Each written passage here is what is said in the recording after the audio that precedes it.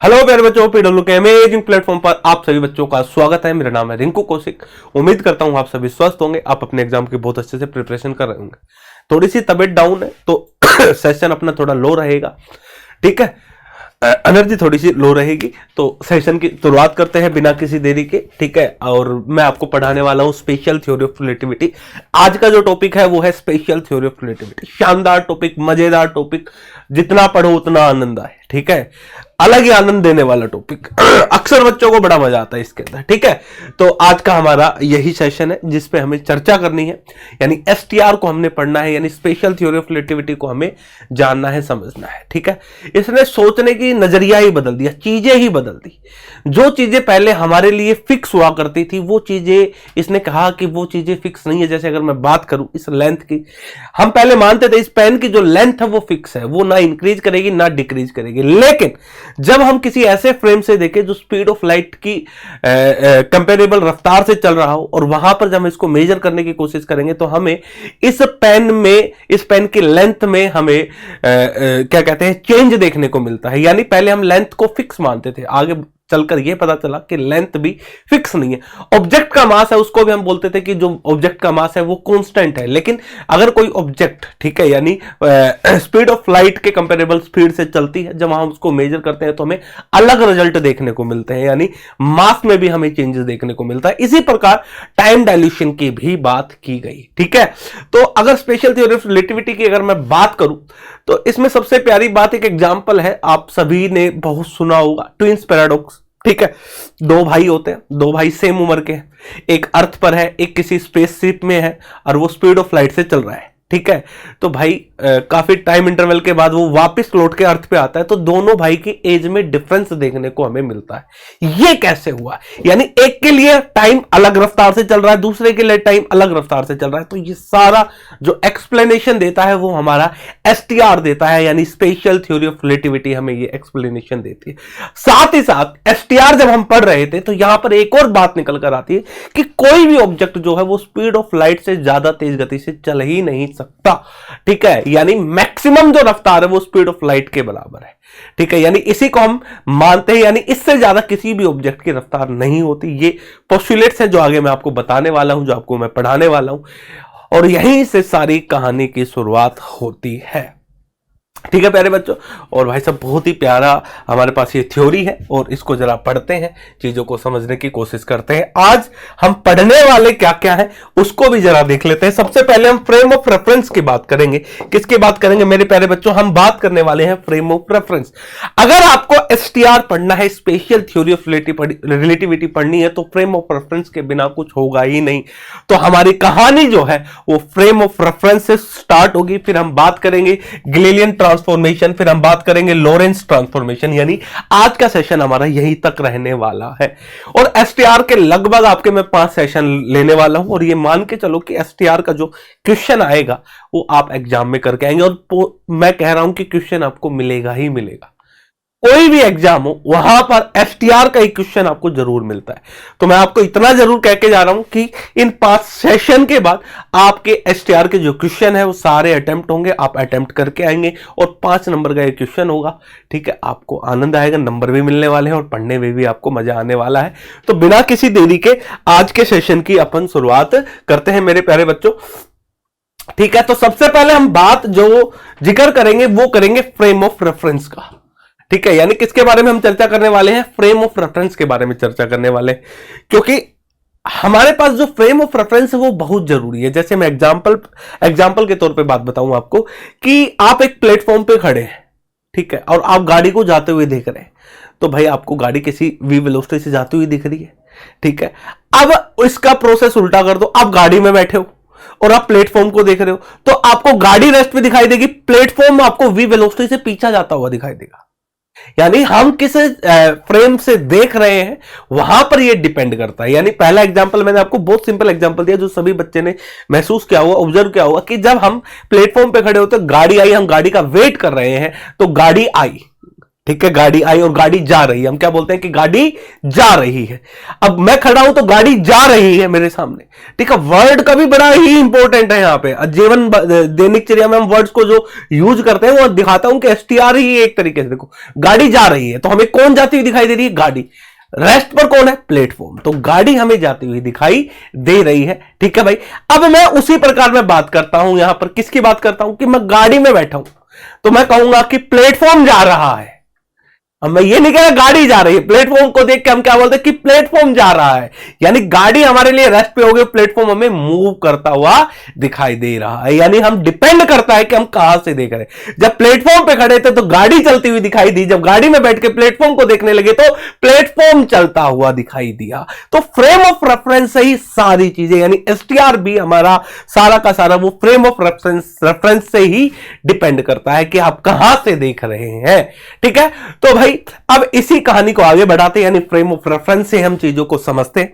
अच्छा, frame of reference क्यों पढ़ रहे हैं? हमें चीजों को ऑब्जर्व करना। भाई मैं प्लेटफॉर्म पे खड़ा हूं, मेरे सामने गाड़ी जा रही है, तो भाई किसी वेलोसिटी से गाड़ी जा रही है और किसी टी टाइम पर मेरे को इसकी पोजीशन चाहिए और इसका मोमेंटम चाहिए। अगर किसी टी टाइम पर पोजीशन और मोमेंटम मेरे को मिल गया तो मैं उसे ट्रेन के बारे में प्रिडिक्ट कर सकता हूं कि आने वाले टाइम में ये कहां होगी और ये कहां से आई होगी। इन सब के बारे में हम इसकी भविष्यवाणी कर सकते हैं, यानी उसके बारे में हम सारी बातें, सारी चीजें निकाल सकते हैं अगर हमें किसी भी टी टाइम पर पोजीशन और मोमेंटम मिल जाता है। और क्लासिकल मैकेनिक्स में हम जनरली हमें दो ही चीजें चाहिए। क्लासिकल मैकेनिक्स चाहे क्वांटम मैकेनिक्स हो, तो कोई भी मैकेनिक्स हो, जब हम बात करते हैं तो हमें दो ही चीजें चाहिए। उस ऑब्जेक्ट को एनालिसिस करने के लिए, उस पार्टिकल को एनालिसिस करने के लिए हमें क्या चाहिए? पोजीशन और मोमेंटम चाहिए।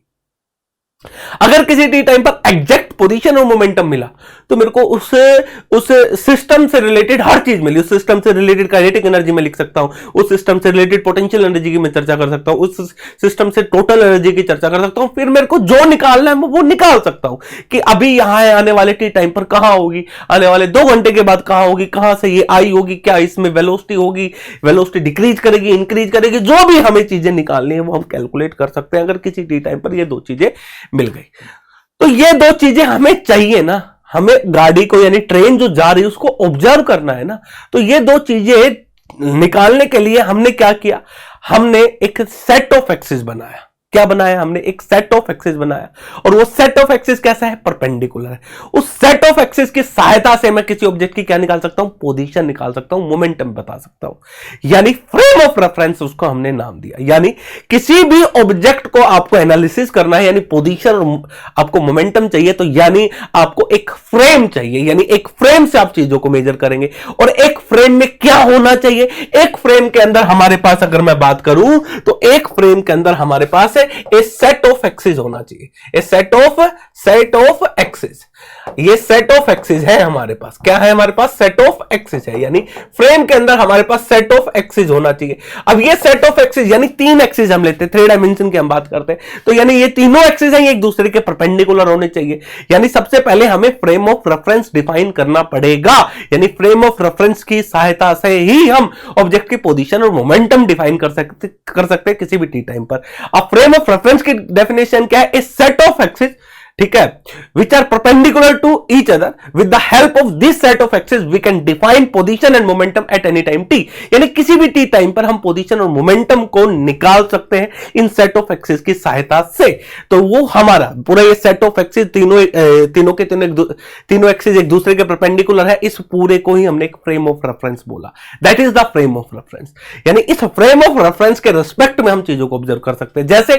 जैसे अगर मैं इसको सबसे सिंपल, यानी मैंने आपको क्या बताया? इस सेट ऑफ एक्सिस, और वो सेट ऑफ एक्सिस क्या होना चाहिए?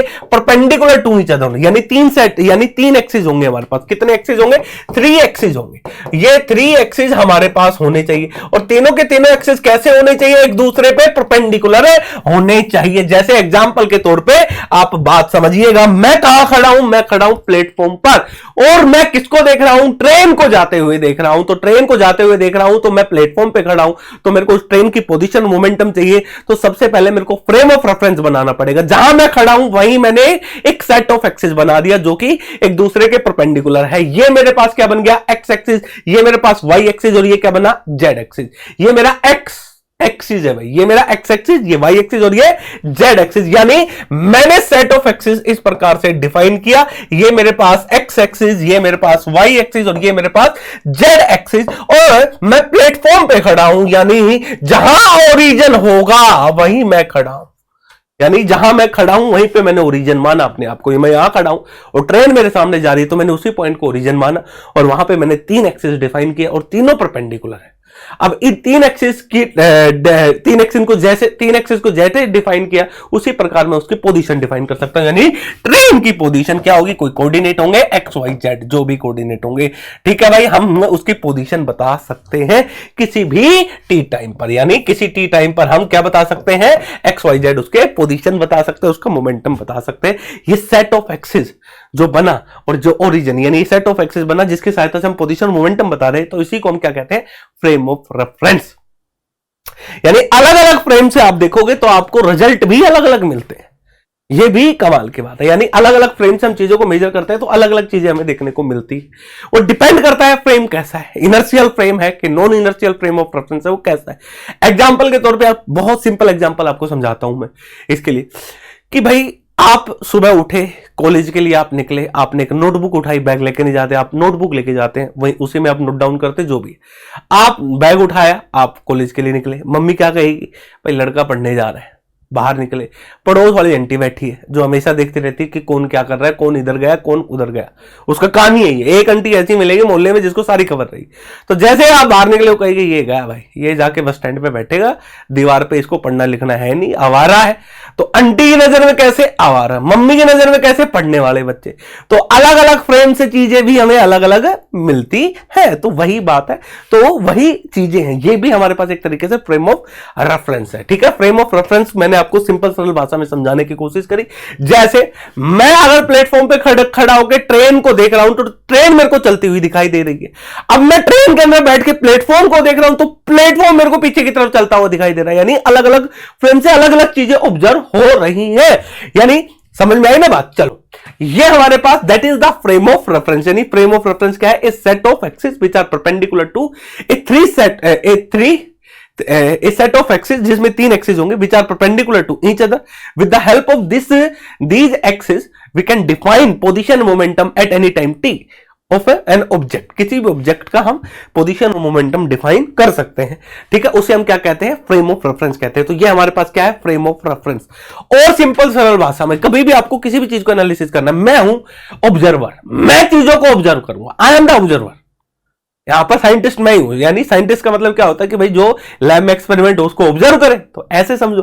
तो मैं ऑब्जर्वर हूं, मैं देख रहा हूं चीजों, तो मैं जहां हूं, मैं जो ऑब्जर्वर हूं, जहां पर मैं खड़ा होकर चीजों को ऑब्जर्व कर रहा हूं, तो वहीं पर 3 एक्सिस बनाओ, तीनों परपेंडिकुलर होनी चाहिए, और वहीं से आप चीजों को डिफाइन करना शुरू कर दो। तो आप जहां खड़े हो वहीं पर, जहां पर आपने 3 सेट ऑफ एक्सिस बनाए, वहां उसी ओरिजिन पर आप ऑब्जर्वर बैठकर ऑब्जेक्ट को ऑब्जर्व करता है, उसको एनालिसिस करता है कि उसके पोजीशन क्या है, मोमेंटम क्या है, किसी टी टाइम के बाद कहां होगा, कहां से आया होगा, इस प्रकार से, ठीक है। तो यानी फ्रेम ऑफ रेफरेंस को सरल भाषा में बोलना चाहूं, जहां पर आप बैठे हो वहीं पर आप ओरिजिन ले लो और वहां से चीजों को क्या करो, ऑब्जर्व करो। That is the frame of reference. Frame of reference simple सरल भाषा में, जहां आप बैठे हो वहीं पर ओरिजिन लो, ओरिजिन लेके वहीं 3 सेट ऑफ एक्सिस बना दो और वहीं से चीजों को ऑब्जर्व करो। दैट इज द, वो 3 सेट ऑफ एक्सिस जैसे बना, जैसे ही आपने ओरिजिन लिया जहां पर आप बैठे थे, तो वो आपके पास क्या बन गया, एक तरीके से वो आपके पास क्या बन गया मेरे प्यारे बच्चों, वो एक तरीके से आपके पास क्या बन गया, वो फ्रेम ऑफ रेफरेंस बन गया, ठीक है। फ्रेम ऑफ रेफरेंस क्या है, जहां से आप ऑब्जेक्ट को ऑब्जर्व करते हैं, that is frame of reference. तो फ्रेम ऑफ रेफरेंस सिंपल सरल भाषा में कहां है, जहां से बैठकर, जहां पर बैठकर, ठीक है, जहां से बैठकर या जहां पर बैठकर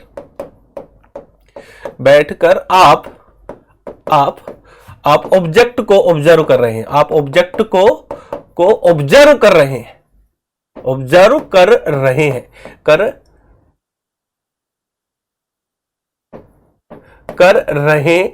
हैं, उसे हम क्या कहेंगे, उसे हम फ्रेम ऑफ रेफरेंस कहेंगे, उसे ही हम क्या कहेंगे, frame of reference. Frame of reference, उसे ही सिंपल सरल भाषा में आपको बात समझाई है, उसे ही हम क्या कहेंगे, सिंपल सा फ्रेम ऑफ रेफरेंस। यानी मैं यहां खड़ा हूं, ठीक है, और मेरे सामने ट्रक जा रहा है, उस ट्रक के बारे में एनालिसिस करना है, तो मैं यहां खड़ा हूं ना, तो मैंने यहीं पर क्या किया, एक 3 सेट ऑफ एक्सिस लिया और तीनों को एक दूसरे के परपेंडिकुलर रख दिया। जैसे ये एक एक्स एक्सिस, ये एक वाई एक्सिस, ये एक जेड एक्सिस, और ओरिजिन पर मैं बैठा हुआ हूं। अब मैं ट्रक को जाते हुए देख रहा हूं, तो मैं ऑब्जर्वर हूं, ओरिजिन पर हूं, ओरिजिन से मैं ट्रक को जाते हुए देख रहा हूं। तो भाई यही ये जो सेट ऑफ एक्सिस बना, यही पूरा क्या बन गया, एक फ्रेम बन गया। इसे हम क्या कहते हैं, फ्रेम ऑफ रेफरेंस। अब इस फ्रेम ऑफ रेफरेंस से हम ट्रक के बारे में चर्चा कर रहे हैं कि इस फ्रेम से, यानी इस ओरिजिन से ट्रक कितनी दूरी पर है, टी टाइम के बाद कितनी दूरी पर होगा, ठीक है, कैसा उसका मोशन होगा, सर्कल में मूव करेगा, पैराबोला में मूव करेगा, जो भी एक्स वाई जेड हमें निकालना है उसके बारे में फिर हम चर्चा कर सकते हैं। That is the frame of reference. इसे हम क्या कहते हैं, फ्रेम ऑफ रेफरेंस। फिर समझाता हूं। मैं खड़ा हूं, पंखा चल रहा है, मेरे सामने एसी लगा हुआ है, और मैं खड़ा होकर क्या देख रहा हूं, एसी को देख रहा हूं, या फिर मेरे सामने पंखा लगा हुआ है, मैं पंखे को देख रहा हूं, या फिर इस कमरे के अंदर एक तितली आ गई, तितली उड़ रही है, मैं तितली के मोशन को ऑब्जर्व कर रहा हूं कि तितली का मूवमेंट कैसा है, क्या वो सर्कल में घूम रही है, क्या वो लीनियर है, क्या जिग जैग है, कैसा मोशन है। तो मैं यहां खड़ा हूं, तो मैंने क्या किया, जहां मैं खड़ा हूं वहीं पे मैंने एक 3 सेट ऑफ एक्सिस ले लिया, यानी 3 एक्सिस ले ली, तीनों क्या है, परपेंडिकुलर। ये मेरी एक्स, ये वाई और ये जेड। अब मैं यहां पे बैठ गया, और ये ओरिजिन पे मैं बैठा हूं। अब मैं तितली को देख रहा हूं, अब तितली के मोशन को क्या कर रहा हूं, ऑब्जर्व कर रहा हूं। तो ये सेट ऑफ एक्सिस क्या बनेगा, फ्रेम ऑफ रेफरेंस। जहां बैठे हो वहीं पे 3 एक्सिस डिफाइन कर दो, तीनों परपेंडिकुलर ले लो, और वहीं से आप चीजों को ऑब्जर्व करना शुरू कर दो, वही आपका फ्रेम ऑफ रेफरेंस बन जाएगा। That is the simplest definition of frame of reference. तो इसे हम क्या कहते हैं, फ्रेम ऑफ रेफरेंस कहते हैं। अब हमारे पास जो फ्रेम ऑफ रेफरेंस है, फ्रेम ऑफ रेफरेंस जो है वो हमारे पास 2 प्रकार का होता है। कैसा होता है, एक होता है inertial frame of reference, inertial frame of reference. एक हमारे पास कैसा होता है, इनर्शियल फ्रेम ऑफ रेफरेंस होता है। दूसरा हमारे पास कैसा होता है, non inertial frame of reference होता है, non inertial frame of reference, frame of reference. एक हमारे पास होता है इनर्शियल फ्रेम ऑफ रेफरेंस, एक होता है non inertial frame of reference. ठीक है, इनर्शियल फ्रेम ऑफ रेफरेंस किसे कहते हैं, ऐसा फ्रेम नंबर 1 बात, ऐसा फ्रेम जो किस पर हो, रेस्ट पर हो, और जिसके अंदर वेलोसिटी हो, या फिर वो किससे मूव कर रहा हो, कांस्टेंट वेलोसिटी से मूव कर रहा हो, तो उसे हम क्या कहते हैं, इनर्शियल फ्रेम ऑफ रेफरेंस कहते हैं। Non inertial frame of reference किसे कहते हैं, ऐसा फ्रेम जिसके अंदर क्या हो, कुछ ना कुछ एक्सेलरेशन हो, यानी एक्सेलरेशन होना चाहिए, या तो एक्सेलरेशन क्या हो, कांस्टेंट हो किसी फ्रेम में, या फिर जो एक्सेलरेशन है वो क्या हो, वेरिएबल हो, यानी उसमें कोई ना कोई एक्सेलरेशन होना चाहिए। उस प्रकार के फ्रेम को हम क्या कहते हैं, non inertial frame of reference कहते हैं। ठीक है, अच्छा, इनका जो डिवीजन हुआ है वो किस रूप में हुआ है, बेसिकली इनको डिवाइड किया गया न्यूटन्स लॉ, क्योंकि इनर्शियल फ्रेम के अंदर न्यूटन्स लॉ वैलिड होते हैं, जबकि नॉन इनर्शियल फ्रेम के अंदर न्यूटन्स लॉ वैलिड नहीं होते। ये खास बात है, इनके बिहार पर इनको डिफरेंशिएट किया गया था कि एक को हम इनर्शियल फ्रेम बोलेंगे, एक को हम नॉन इनर्शियल फ्रेम बोलेंगे। इनर्शियल फ्रेम वो फ्रेम होते हैं जहां पर न्यूटन्स लॉ वैलिड होते हैं, जहां पर क्या वैलिड होते हैं, न्यूटन्स लॉ वैलिड होते हैं। न्यूटन्स लॉ इज वैलिड, जहां पर न्यूटन्स लॉ क्या होते हैं, वैलिड, यानी F इजिकल टू ma, ये वैलिडिटी फॉलो करता है, यानी फोर्स जो है किसके बराबर होता है, मास इंटू एक्सेलरेशन। लेकिन non inertial frame of reference की खास बात क्या है, यहां पर न्यूटन्स लॉ नहीं लगता, यानी F इजिकल टू ma नहीं लगता, यानी Newton's law is not valid, Newton's law is not valid, यहां पर न्यूटन्स लॉ जो है वो वैलिड नहीं होते। अच्छा, पहला और दूसरा वैलिड नहीं होता। न्यूटन्स लॉ देखो, न्यूटन्स इसके अंदर तो न्यूटन्स का पहला, दूसरा, तीसरा तीनों लॉ वैलिड होते, किसमें, इनर्शियल में। लेकिन नॉन इनर्शियल में पहला और दूसरा वैलिड नहीं होता, तीसरा वैलिड रहता है। तीसरा एक ऐसा लॉ है जो दोनों में वैलिड है। न्यूटन थर्ड लॉ एक ऐसा लॉ है दोनों में वैलिड है। कौन सा, Newton third law, Newton's third law की खास बात यही। देखो कैसे वैलिडिटी का एग्जांपल दूं कि भाई इनर्शियल फ्रेम में वैलिड रहता है, नॉन इनर्शियल में वैलिड नहीं रहता। एग्जांपल समझाता हूं। इनर्शियल फ्रेम मतलब जो फ्रेम रेस्ट पे हो, मैं प्लेटफॉर्म पे खड़ा हूं, तो मैं क्या चल पाऊंगा, नहीं चल पाऊंगा, मैं तो खड़ा ही रह जाऊंगा। भाई मैं खड़ा ही रह जाऊंगा ना, है ना। मेरे को चलने के लिए क्या लगाना होगा, मैं खड़ा हूं तो मेरे को चलने के लिए फोर्स लगाना पड़ेगा। यानी ऑब्जेक्ट पे मोशन कब आएगा, जब उस पर क्या होगा, कोई एक्सटर्नल फोर्स में चला। अगर स्पीड इंक्रीज करिए तो फोर्स लगेगा, तो स्पीड इंक्रीज करेगी। अगर डायरेक्शन बदलनी है तो फोर्स लगेगा, तो डायरेक्शन। यानी ऑब्जेक्ट की स्पीड इंक्रीज और डिक्रीज या फिर डायरेक्शन चेंज करनी है तो हमें फोर्स चाहिए। फोर्स के बिना ऐसा नहीं होता। यानी इसके अंदर ये न्यूटन्स लॉ वैलिड, क्योंकि फ्रेम हमारा रेस्ट पे। जब नॉन इनर्शियल फ्रेम में हो, जैसे मैं एक ट्रक में बैठा हूं या मैं एक बस के अंदर बैठा हूं, बस किसी एक्सेलरेशन से जा रही है। अब ड्राइवर ने ब्रेक मारा, ब्रेक मारते मैं आगे जाके गिरा। अरे मैं तो रेस्ट पे था, बस के लिए तो मैं रेस्ट पे था, आराम से सीट पे बैठा हूं। ड्राइवर ने मार दिया ब्रेक, जैसे ब्रेक मारा तो उसके अंदर एक्सेलरेशन आई, उसके अंदर भाई फोर्स लगा, लेकिन भाई मेरे पे फोर्स नहीं लगा। मैं तो रेस्ट पर हूं ना, मैं ऑब्जेक्ट हूं, मैं तो रेस्ट पर हूं, लेकिन मैं किधर जाके गिरा, आगे। यानी रेस्ट समय किस में आ गया, मोशन में। मेरे पे कोई फोर्स भी नहीं लग रहा, फिर भी मैं मोशन में आ गया, क्योंकि मैं किस में था, नॉन इनर्शियल फ्रेम में था। भाई यहां पर न्यूटन्स लॉ लग ही नहीं रहा, पहला भी नहीं लग रहा, दूसरा भी नहीं लग रहा। भाई पहला क्या कहता है कि बॉडी अगर रेस्ट पे है तो रेस्ट पे रहेगी अगर बॉडी कोई मोशन में है तो मोशन में रहेगी, जब तक उस पर कोई बाहर से फोर्स ना लगा दिया जाए। यही तो कहता है। तो इसमें रेस्ट से मोशन में आ गया, यहां पर तो रेस्ट पे था तो रेस्ट में पड़ा रहा, अगर मोशन में था ऑब्जेक्ट तो मोशन में रहा। तो इसलिए इसमें न्यूटन पहला और दूसरा लॉ नहीं लगता नॉन इनर्शियल फ्रेम में। इनर्शियल फ्रेम में हमारा न्यूटन जो लॉ है वो लगता है।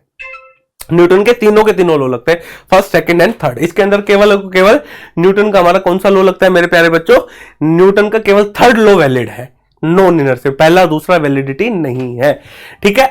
अब हमें बेसिकली देखो, और आपको समझाने की कोशिश करता हूं कि कैसे आप पहचान सकते हो। मैं हूं, ठीक है, मेरे सामने पंखा चल रहा है और मैं पंखे को ऑब्जर्व कर रहा हूं। मैं किसको ऑब्जर्व कर रहा हूं, पंखे को। तो मैंने पंखे को ऑब्जर्व करना है तो हमें फ्रेम ऑफ रेफरेंस चाहिए, क्योंकि पंखे की पोजीशन हमें पता करनी है। वो पंखा रोटेट कर रहा है तो हमें काइनेटिक एनर्जी की भी बात करनी है, रोटेशनल काइनेटिक एनर्जी की बात करनी है, सारी चीजें की डिस्कस करना है। तो हमें पोजीशन तो चाहिए, बिना पोजीशन तो क्या ही करेंगे हम। तो भाई मैं यहां पे खड़ा हूं, ठीक है, तो जहां से खड़ा होकर पंखे को ऑब्जर्व करो वहीं पे आप क्या मान लो, 3 एक्सिस। तो मैंने क्या किया, ये मेरी एक्स, ये मेरी वाई और ये मेरी जेड। ये मेरी एक्स एक्सिस, ये वाई और ये जेड, बन गया फ्रेम ऑफ रेफरेंस।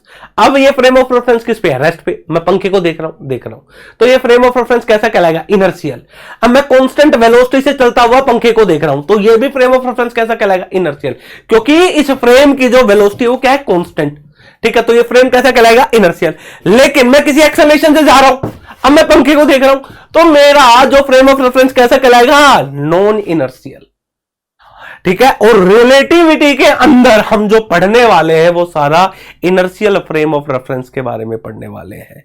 यानी रिलेटिविटी के अंदर हम जो चर्चा करेंगे, डिस्कस करेंगे आज, वो इस इनर्शियल फ्रेम ऑफ रेफरेंस के बारे में हम चर्चा करेंगे। यानी इसी पर हमारी पूरी की पूरी एसटीआर डटी हुई है, टिकी हुई है। यानी एसटीआर को पढ़ना है तो हम सारे इनर्शियल फ्रेम में चर्चा करेंगे, हम इनर्शियल फ्रेम के अंदर चीजों को जानेंगे, समझेंगे। एसटीआर पूरा इनर्शियल फ्रेम में पढ़ा जाता है। तो मैंने सबसे पहले आपको इनर्शियल फ्रेम समझाया कि इनर्शियल फ्रेम क्या होता है। वो फ्रेम जो रेस्ट पर रहे हमेशा, उसे हम इनर्शियल कहते हैं, या फिर ऐसा फ्रेम जिसमें कोई किसी कांस्टेंट वेलोसिटी से वो चल रहा हो। ऐसा फ्रेम जो कांस्टेंट वेलोसिटी से चल रहा हो तो उसे हम इनर्शियल फ्रेम ऑफ रेफरेंस कहते हैं। यानी एसटीआर के अंदर हमें यही पढ़ना है।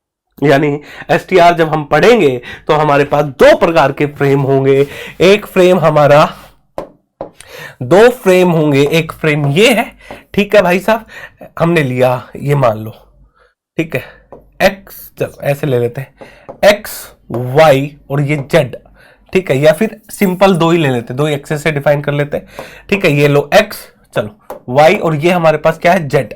ये हमारे पास एक फ्रेम है, किस पर है भाई, रेस्ट पर। इस फ्रेम, ये कैसा फ्रेम है, फ्रेम एस फ्रेम। कैसा फ्रेम है, ये एस फ्रेम है, और ये इसका क्या है, ओरिजिन ओ। और एक और फ्रेम है हमारे पास इसके अंदर, एक और फ्रेम है, ये रहा, ये है एक्स डैश, y डैश, और ये बना z डैश, ठीक है। और इसका जो ओरिजिन है o डैश, और ये कितनी v वेलोसिटी से चल रहा है। तो ये जो फ्रेम कहलाएगा, ये फ्रेम कैसा कहलाएगा, s डैश, यानी एस प्राइम फ्रेम, ठीक है, या फिर एस डैश फ्रेम बोल देंगे। एस फ्रेम जो रेस्ट पर है, एक ऐसा फ्रेम जो रेस्ट पर है, और एक दूसरा फ्रेम लिया जो वी वेलोसिटी से जा रहा है, यानी कांस्टेंट वेलोसिटी से। ये जो वी है कैसी है, कांस्टेंट, यानी कांस्टेंट रफ्तार से जा रही है। तो एच फ्रेम हमारे पास कैसा है, इनर्शियल की नॉन इनर्शियल, ये हमारे पास इनर्शियल फ्रेम ऑफ रेफरेंस है। कैसा है, इनर्शियल फ्रेम ऑफ रेफरेंस है। कैसा फ्रेम है, इनर्शियल फ्रेम ऑफ रेफरेंस है। एस प्राइम भी हमारे पास कैसा फ्रेम ऑफ रेफरेंस है, इनर्शियल फ्रेम ऑफ रेफरेंस है। यानी एसटीआर के अंदर हम दो फ्रेम लेंगे, दोनों के दोनों इनर्शियल है। एक फ्रेम रेस्ट पे रहेगा, एक फ्रेम किसी भी वेलोसिटी से चलेगा। यानी एक भाई जो है वो अर्थ पर है, एक भाई किसी स्पेसशिप के अंदर बैठा है जो स्पीड ऑफ लाइट के कंपेरेबल वेलोसिटी से चलता है। तो हमें उनकी उम्र में डिफरेंस देखने को मिला, क्योंकि एक जो है एक अर्थ पर है, यानी एक फ्रेम ऐसा है जो रेस्ट पर है, जो अर्थ पर है, एक फ्रेम किसमें है, यानी स्पेसशिप में बैठा है। समझ में आई। एक आदमी प्लेटफॉर्म पर है, एक आदमी कहां बैठा है, बस के अंदर बैठा है। बस भी किसी भी वेलोसिटी से चल रही होगी। तो ये दो अलग अलग फ्रेम है और दोनों कैसे, इनर्शियल फ्रेम है। तो जब इन दो फ्रेम से मैं मेजर करूंगा तो रिजल्ट में हमें क्या डिफरेंसेस देखने को मिलेंगे, इनके बारे में ही हमें आज चर्चा करनी है। क्या लेंथ में हमें कोई चेंजेस देखने को मिलेगा, क्या मास में, ऑब्जेक्ट की मास में कोई चेंजेस देखने को मिलेगा, क्या टाइम में हमें कोई चेंजेस देखने को मिलेगा, इन सब के बारे में हमें चर्चा करना है एसटीआर के अंदर। और दोनों हम इनर्शियल फ्रेम लेके ही चर्चा करते हैं। उम्मीद करता हूं आपको समझ में आया होगा। यहां तक बिल्कुल बेसिक से चलेंगे। आज का सेशन बिल्कुल बेसिक रहने वाला है। एक बार आपका थोड़ा बेसिक प्रिपेयर हो गया, ज्यादा कुछ नहीं समझेंगे, आराम से चीजों को पढ़ते हुए चलेंगे। एक बार थोड़ा सा बेसिक बन गया, फिर उसके बाद अपन एक रफ्तार पकड़ेंगे। लगभग 5 सेशन लेने वाला हूं, फिर से बोल रहा हूं, सेशन होंगे 5। पहला सेशन थोड़ा छोटा होगा, आराम से इत्मीनान से देखिए। उसके बाद थोड़े सेशन की लेंथ थोड़ी बढ़ती चली जाएगी धीरे धीरे, ताकि आपका पूरा एसटीआर का सिलेबस कवर अप हो जाए, आपके क्वेश्चन अटेम्प्ट हो जाए। हमें चाहिए क्या, हमें क्वेश्चन चाहिए भाई। एसटीआर का क्वेश्चन आए तो मेरा अटेम्प्ट होना चाहिए, वही हमारा टारगेट है। और एसटीआर का एक क्वेश्चन 100% मिलेगा, चाहे पेपर कोई भी हो, चाहे नेट हो, चाहे गेट हो, चाहे हमारा जैम हो, चाहे जेस्ट हो, चाहे टीफर हो, आपको एसटीआर से एक क्वेश्चन मिल ही जाता है। ठीक है भाई। तो हम आगे बढ़ते हैं, आगे हम चर्चा करते हैं। किसके बारे में चर्चा करते हैं, गैलीलियो ट्रांसफॉर्मेशन के बारे में चर्चा करेंगे। ठीक है। अच्छा, चर्चा करने से पहले मैं कुछ चीजें आपको डिफाइन करना चाहता हूं, कुछ बातें हैं जो मैं आपको बताना चाहता हूं गैलीलियो ट्रांसफॉर्मेशन से पहले। वो क्या है, हमने 2 फ्रेम लिए, दैट इज 2 फ्रेम। हमारे पास 2 फ्रेम है, समझिएगा, हमारे पास 2 फ्रेम है। ये है एक्स, ये है वाई और ये है जेड। ठीक है। एक और फ्रेम है हमारे पास, समझो, एक और फ्रेम है। ठीक है। कुछ समय के बाद ये फ्रेम यहां पहुंचा, ठीक है, एक्स प्राइम, वाई प्राइम और ये जेड प्राइम। ठीक है। पैरेलल बनाओ, जेड प्राइम। ठीक है। अच्छा जी, अब मेरे को ध्यान से समझना, मैं क्या कह रहा हूं। 2 फ्रेम थे मेरे पास, एक फ्रेम ये था, ठीक है, एक फ्रेम एक्स और ये वाई, ओरिजिन क्या था, ओ। एक फ्रेम और था हमारे पास इसी पॉइंट पर, इसी पे जब ये क्रॉस कर रहे थे, एक क्या था एक्स प्राइम और ये क्या था वाई प्राइम, और यहां पर क्या था ओ डैश। जब ओ और ओ डैश क्रॉस कर रहे थे, उस वक्त जो टाइम होगा, कौन से फ्रेम के अंदर हमारे पास एस फ्रेम और एस डैश फ्रेम में, दोनों फ्रेम के अंदर जो टाइम होगा वो 0 से कैलकुलेट होगा। पहले हम आगे बढ़ते हैं, पहले उस बात को हम दोबारा बताने वाला हूं। कोई बात नहीं समझ में आया तो कोई बात नहीं, मैं कुछ और आपको पहले बता देता हूं, फिर हम इसकी चर्चा करेंगे। क्या ये 2 फ्रेम है, एक फ्रेम हमारे पास कौन सा है, ये ओरिजिन ओ, ये ओरिजिन ओ डैश, और ये कितनी वेलोसिटी से, वी वेलोसिटी, कांस्टेंट रफ्तार से ही आ रहा है। क्लियर है। ये फ्रेम कैसा है, एस फ्रेम, ये फ्रेम कैसा है, एस डैश फ्रेम। उम्मीद कर रहा हूं आपको ये बात समझ, कैसा है, एस डैश फ्रेम। ठीक है। हमने जो 2 फ्रेम लिए हैं, एक्स डैश एक्सिस और एक्स एक्सिस, वाई डैश और वाई, जेड डैश और जेड, ये तीनों एक्सिस एक दूसरे के ऊपर ओवरलैप कर रही है, एक दूसरे के अलोंग है। जिधर एक्स है, जिस लाइन कह लो, उधर ही एक्स डैश है, जिधर वाई है उधर ही वाई डैश है, जिधर जेड है उधर ही जेड डैश है। जैसे ये एक फ्रेम क्या कहते हैं, येलो कलर का है एस, और एक ग्रीन कलर का है S dash. X axis, x dash और एक्स, वाई डैश और वाई, और जेड और डैश और जेड एक दूसरे पे लाई कर रहे हैं। ये एक लाइन कह लूंगा, along same line, along same line, हमेशा हम ऐसा ही लेंगे, अलोंग सेम लाइन, एक ही लाइन के अलोंग हमारे पास है। ठीक है, समझ में आई बात? अच्छा जी, अब ध्यान से समझना, यहां पर हम इवेंट बोलेंगे। इवेंट का मतलब कोई चीज हो रही है, कोई घटना घट रहा है। इवेंट का मतलब आप समझ गए, किसी भी चीज को एनालिसिस कर रहे हैं भाई, वो एक इवेंट हो गया। ठीक है, तो इवेंट, तो हम इवेंट को मेजर कर रहे हैं। यहां पर ये कोई इवेंट हो रहा है, इसको हम क्या बोल रहे हैं? इवेंट। ये हमारे पास कोई इवेंट हो रहा है। अब ये इवेंट हो रहा है, एक बार हम किस फ्रेम से देख रहे हैं? एस फ्रेम से। एक बार हम किस फ्रेम से देख रहे हैं? एस डैश फ्रेम से। जब एस फ्रेम से देखेंगे तो इस इवेंट, जहां ये इवेंट हो रहा है, जो पोजीशन है, जो लोकेशन है, वो लोकेशन क्या होगी, यानी पोजीशन क्या होगी, यानी एक्स वाई जेड। साथ ही साथ क्या, टाइम भी हम लेंगे भाई, टी टाइम। किसी टी टाइम पर तो इवेंट होगा, तो टाइम तो हमारे लिए मोस्ट इंपोर्टेंट पार्ट है। तो पोजीशन के लिए हमें क्या चाहिएगा भाई, यानी एक्स वाई जेड और टी। ये एक्स वाई जेड टी जो ये इवेंट है, ये किस फ्रेम में लिखा गया है? एस फ्रेम के अंदर ये लिखा है। किस फ्रेम के अंदर लिखा है? एस फ्रेम के अंदर लिखा है। इसी प्रकार ये इवेंट घट रहा है। अब हम एस डैश फ्रेम से मेजर कर रहे हैं, तो एक्स डैश फ्रेम से मेजर करेंगे तो उसके कोऑर्डिनेट क्या होंगे? एक्स डैश, वाई डैश और जेड डैश, टी डैश। ठीक है भाई, समझ रहे हो ना? एक इवेंट को हम देख रहे हैं, कोई भी एक इवेंट घट रहा है यहां पर, तो हम सबसे पहले कौन से फ्रेम से? एस फ्रेम से हम देख रहे हैं। तो एस फ्रेम से हम देखेंगे तो हमें कोऑर्डिनेट क्या मिलेंगे? एक्स वाई जेड, किसी भी टी टाइम पर।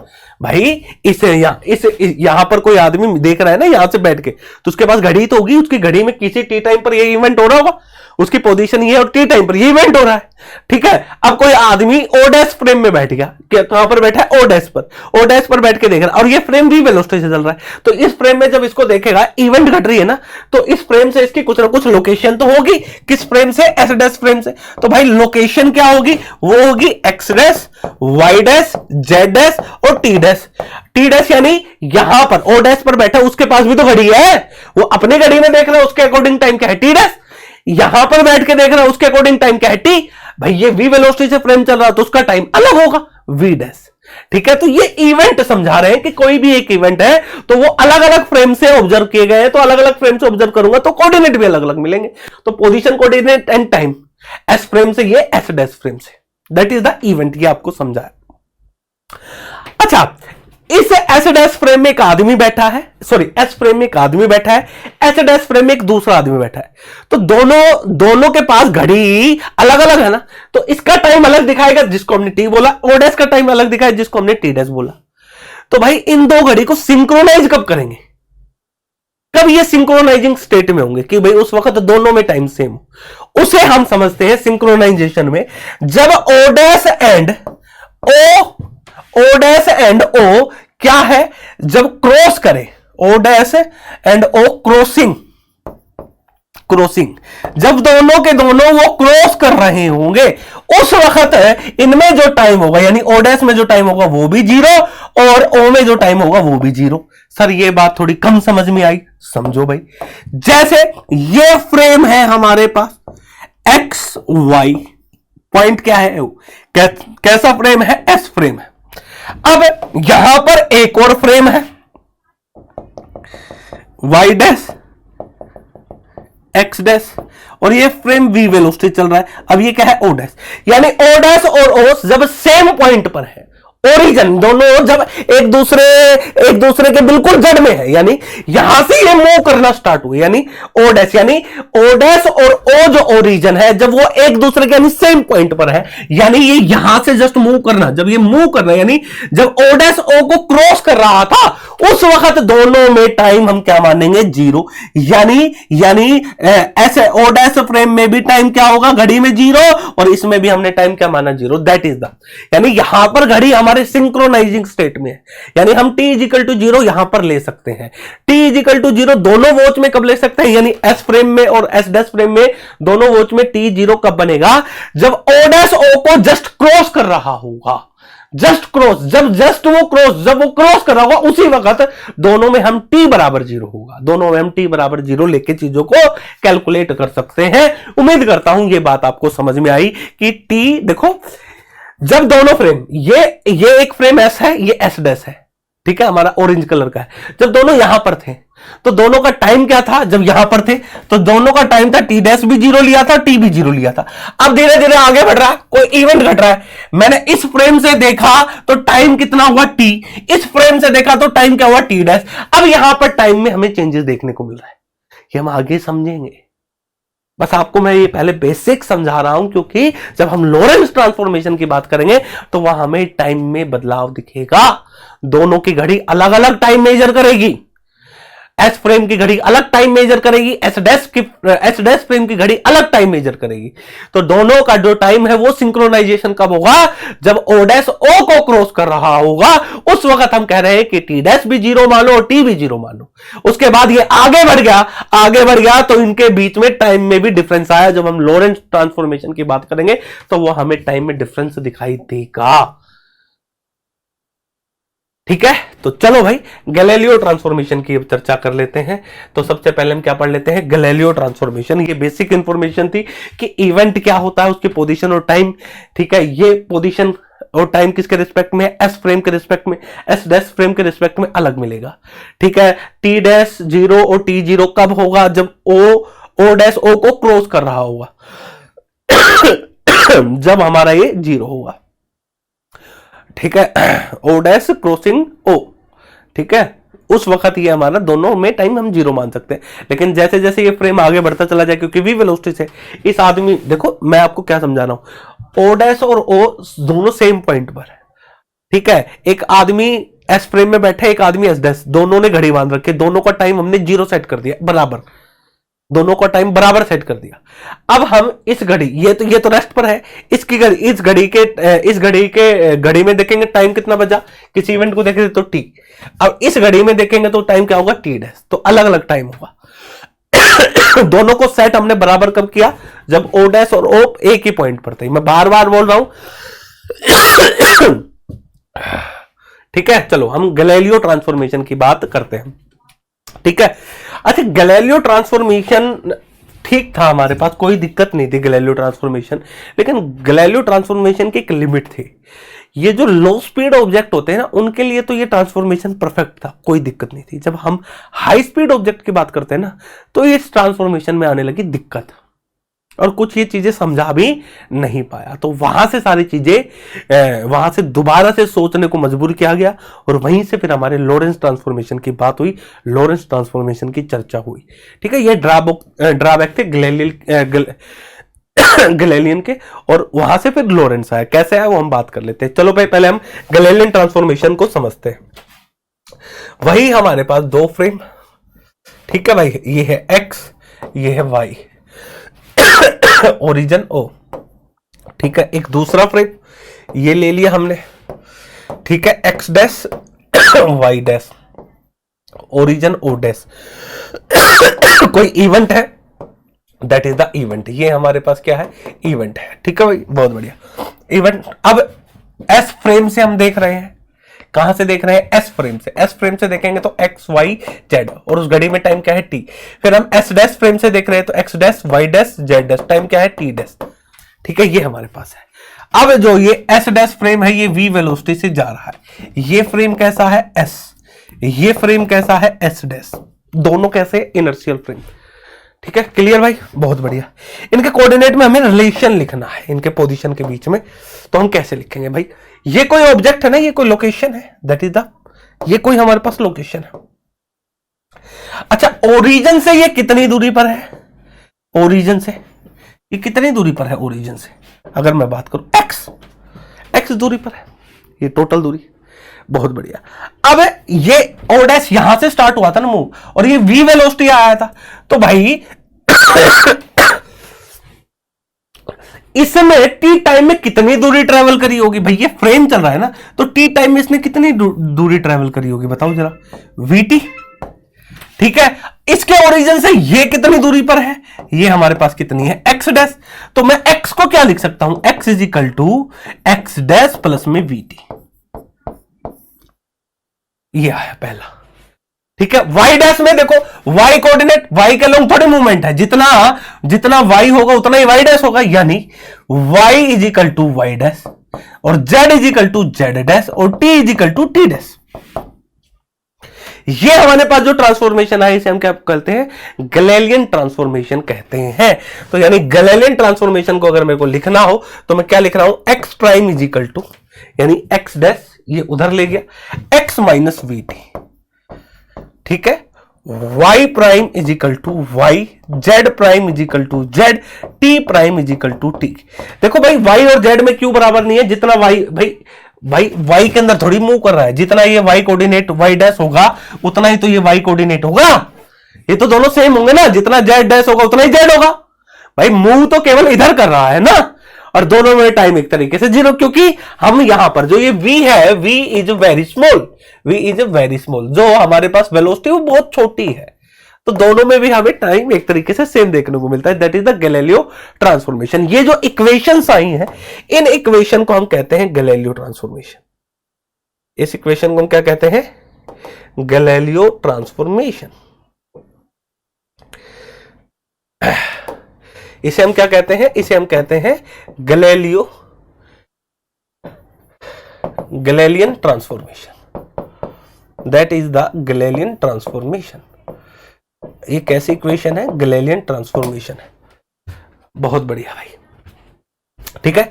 तो गैलीलियन ट्रांसफॉर्मेशन में हमने क्या पढ़ा कि हमारे पास एक ये फ्रेम एस फ्रेम, ये एक्स, ये वाई, ओरिजिन ओ, ये हमारे पास एक और फ्रेम, ठीक है, डिफरेंट कलर का पेन लेते हैं, ये रहा, ये एक्स डैश, ये वाई डैश, और ये हमारे पास ओ डैश, ठीक है।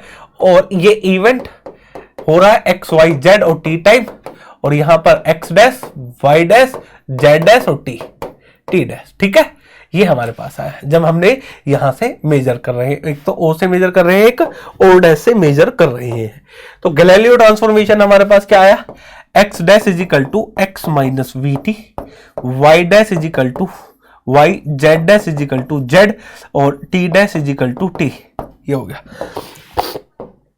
अब ये इवेंट यहां था, अब ये इवेंट कहीं सरक गया, यानी यहां से यहां तक इसकी लोकेशन चेंज हो गई।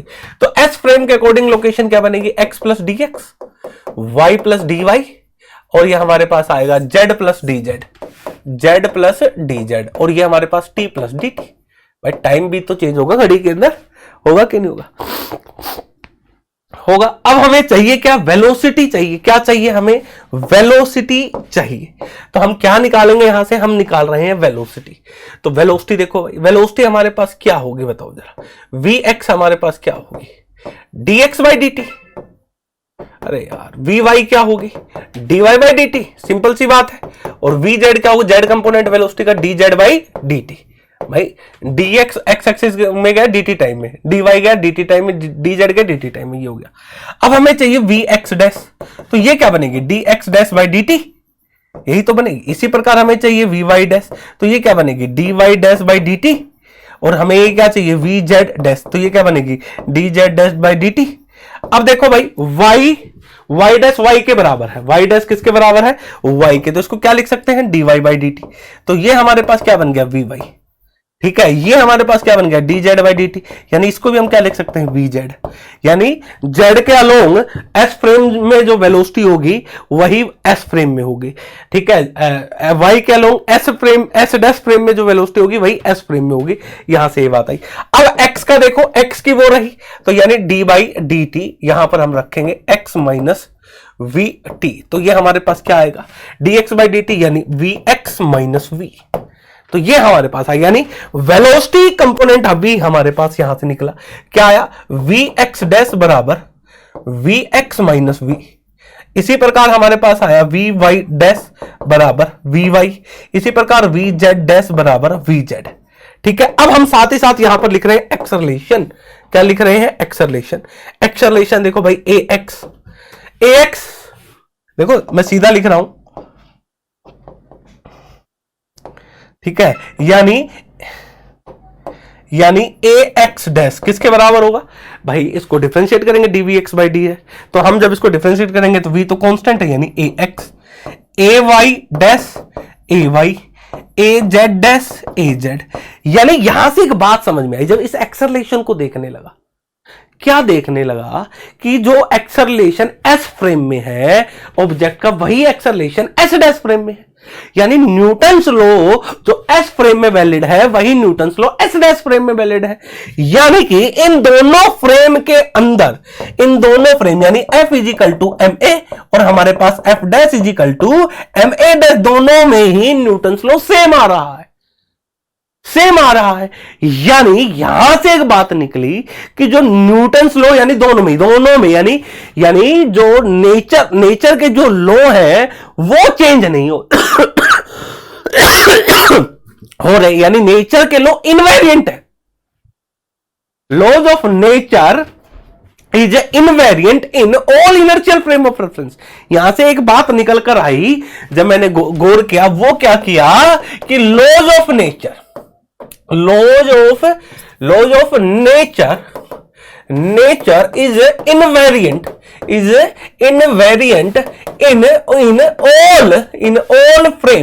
in all frame of reference, in all inertial frame of reference, in all inertial frame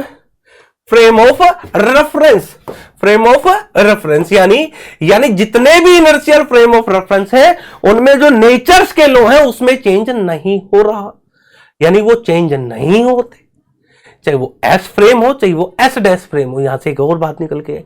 तो साथ ही इस स्टेटमेंट को हम बोलते हैं प्रिंसिपल ऑफ रिलेटिविटी, यानी यहां से इसका मतलब क्या हुआ, इसको हम क्या बोलते हैं, principle of relativity. Principle of relativity का मतलब यही है कि जो नेचर के लॉज है वो इनवेरिएंट है, चाहे वो एस फ्रेम में देखो चाहे वो एस डैश फ्रेम में देखो, दोनों में वही होगा। That is the principle of relativity. इसे हम क्या कहते हैं, प्रिंसिपल ऑफ रिलेटिविटी। यानी नेचर के लॉ हमारे जो है वो सभी इनर्शियल फ्रेम में सेम रहते हैं, चाहे वो कैसा भी हो, यानी उसमें चेंज नहीं होता। इनर्शियल फ्रेम में F is equal to M a लगता ही है, वो तो लगेगा ही दोनों में। क्या ये बात समझ में आई? यानी यहां से एक कंक्रीट एक स्टेटमेंट आ रही है कि जो नेचर के जो लॉ हैं वो इनवेरिएंट है, किसमें, all inertial frame of reference में, वो चेंज नहीं होते। उसे हम कहते हैं principle of relativity. That is the Galileo transformation. यानी जब हम ये गैलीलियो ट्रांसफॉर्मेशन करने लगे, यानी पोजीशन, वेलोसिटी और एक्सेलरेशन निकालने लगे और हमने इनको कैलकुलेट किया ऑब्जेक्ट के लिए कि भाई वी वेलोसिटी से ऑब्जेक्ट मूव करा उस फ्रेम में, तो हमें रिजल्ट सेम मिले। यानी मैकेनिक्स में जब हमने इनको अप्लाई किया तो रिजल्ट हमें सेम मिले। एस फ्रेम में भी वही रिजल्ट मिला, एस डैश फ्रेम में भी वही रिजल्ट मिला। जब हमने लगाया तो रिजल्ट में हमें कोई दिक्कत नहीं आई, लेकिन इन्हीं गैलीलियो ट्रांसफॉर्मेशन को जब हमने इलेक्ट्रोडायनामिक में अप्लाई किया, दिक्कत जो शुरू हुई वो यहां से शुरू हुई। कहां से? इलेक्ट्रोडायनामिक से। कहां से शुरू हुई दिक्कत? यहां से शुरू हुई जब हमने इसको इलेक्ट्रोडायनामिक में लगाया। इलेक्ट्रोडायनामिक का मतलब क्या हुआ, हमारे पास जो फोर्स है F is equal to q v cross B, यानी इलेक्ट्रोडायनामिक में जब हम बात कर रहे थे मैग्नेटिक फील्ड सर्कुलर के लिए म्यू नॉट आई अपॉन 2r, जब हम वहां पर चर्चा कर रहे थे Biot Savart law mu naught I dl cross r cap upon 4 pi r square, जब यहां पर हम चर्चा कर रहे थे तो यहां पर हमें दिक्कतें देखने को मिली। ठीक है, इलेक्ट्रोडायनामिक के अंदर, यानी मैक्सवेल्स इक्वेशन हमने जो लिखी, मैक्सवेल्स इक्वेशन, ठीक है, हमारे पास क्या है, मैक्सवेल्स इक्वेशन कौन कौन सी है भाई? डेल डॉट ई किसके बराबर है? Rho by epsilon naught. Del dot B किसके बराबर है भाई? 0 के बराबर। डेल क्रॉस ई किसके बराबर है भाई? हमारे पास minus D by D T. ठीक है, और हमारे पास क्या है? डेल क्रॉस बी किसके बराबर है भाई? म्यू नॉट आई प्लस में mu naught, sorry,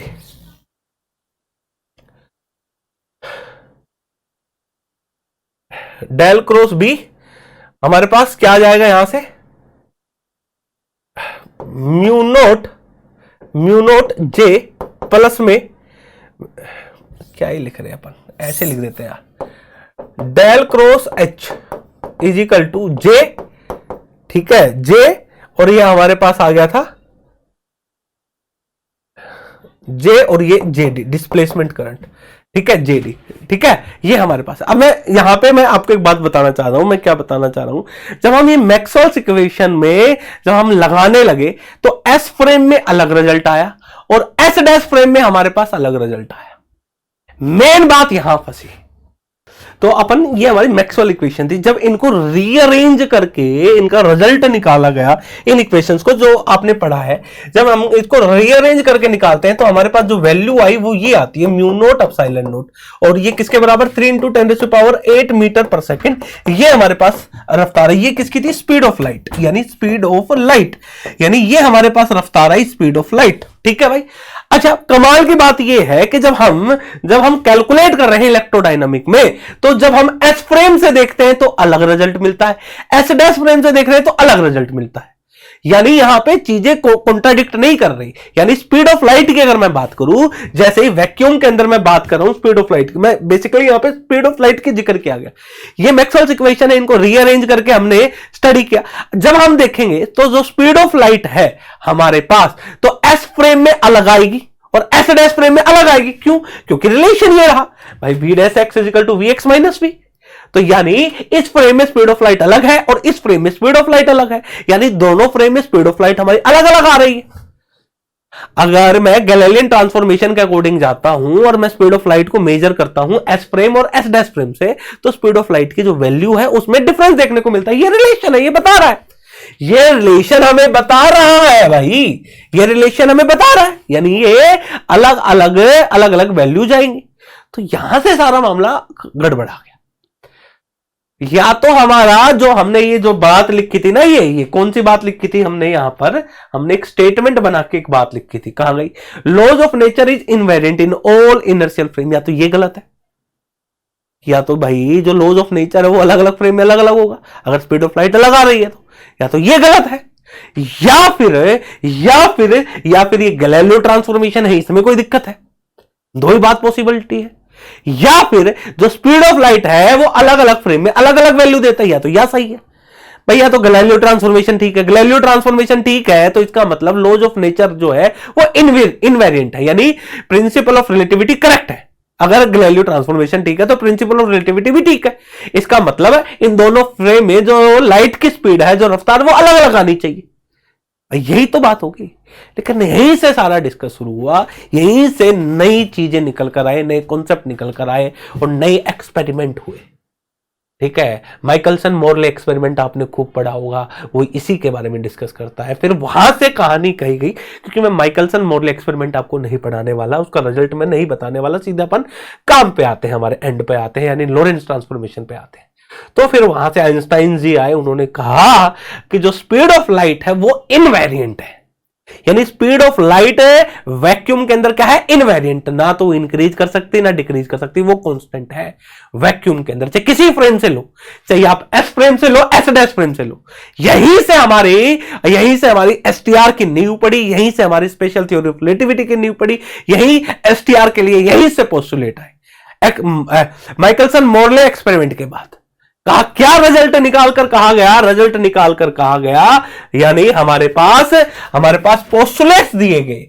Lorentz transformation के लिए हमें क्या दिए गए? पोस्टुलेट्स दिए गए। पोस्टुलेट्स क्या दिए गए भाई? पोस्टुलेट्स ये दिए गए, दो पोस्टुलेट्स दिए गए। नंबर एक कि जो लॉज ऑफ नेचर है वो इनवेरिएंट है सभी ऑल इनर्शियल फ्रेम में, यानी laws of nature is invariant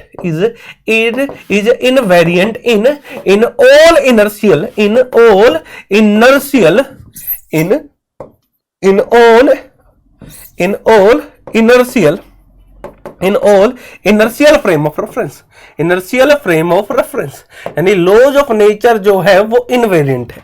यानी हमारे पास किसकी बात की गई? प्रिंसिपल ऑफ रिलेटिविटी की, प्रिंसिपल ऑफ रिलेटिविटी। ठीक है, प्रिंसिपल ऑफ रिलेटिविटी। ठीक है, नंबर एक बात। फिर हमारे पास दूसरी बात आई। दूसरी बात क्या निकल कर आई भाई? दूसरी बात ये आई कि जो स्पीड है लाइट की, यानी वेलोसिटी ऑफ स्पीड, या फिर ऐसे लिख दो स्पीड ऑफ लाइट